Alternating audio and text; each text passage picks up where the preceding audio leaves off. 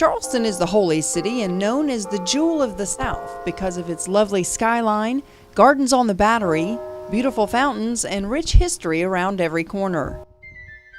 This summer, you got to come to Charleston. First off, it has the heritage, the great golf, and the beach. From the cobblestone streets to the church steeples, Charleston is easily one of the world's most charming cities. You can find a bargain room at the Days Inn or go all out at the Market Pavilion Hotel.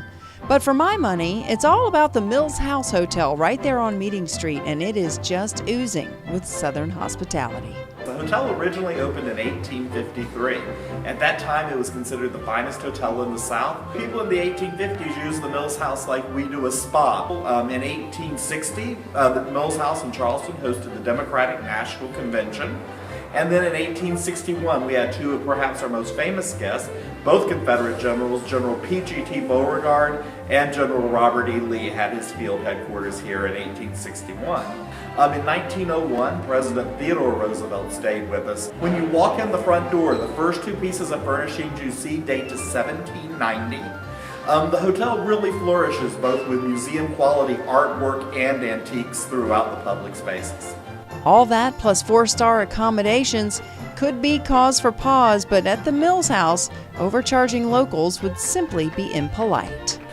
For the Midlands viewers, we're going to be able to offer our Southern Living Special, $129 a night. That's a weekday rate, Sunday through Thursday, and that's going to include breakfast.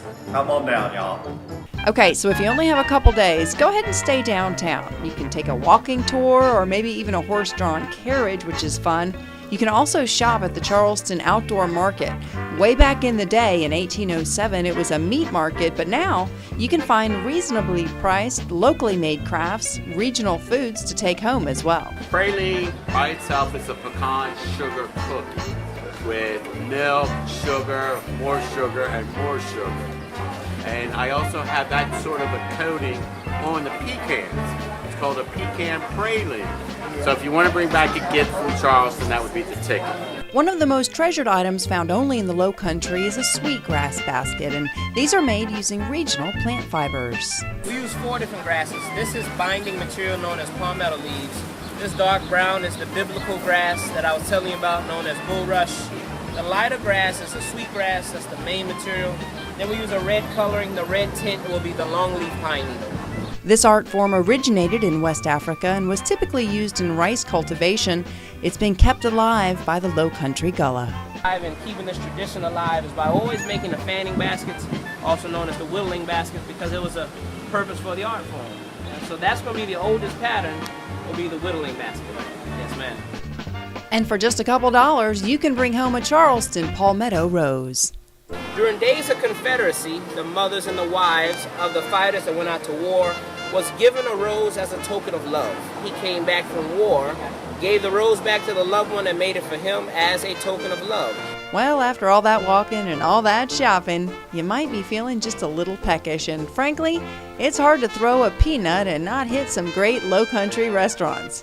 Visitors love places like Poogan's Porch and Husk. Because the prices are reasonable, I think, for the quality of the food. Cypress Low Country Grill. My favorite restaurant is actually Blossom.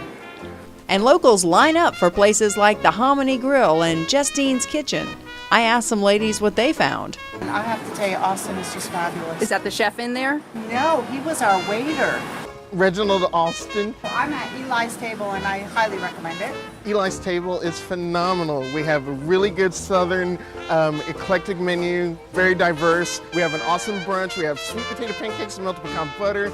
We do bacon Bloody Marys with bacon-infused vodka with bacon in the Bloody Mary, and they're phenomenal. Cafe du Vin New Orleans Beignets, we have them here. The most popular salad is the Martha Washington chicken salad. And one more thing, there's a sandwich called the Mary Hayes McCauley chicken wrap. That's probably the most popular sandwich. Bring your dog, sit on the courtyard, we will bring water to your dog, and we'll pet your dog and play with your dog. And we love children, bring tons of children, we love children, we'll hug them.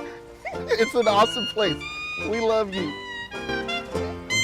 So don't feel like you need a big old bag of money to come on down with the family, set a spell, and just enjoy Charleston. For WACH, like a local, I'm Alexis King.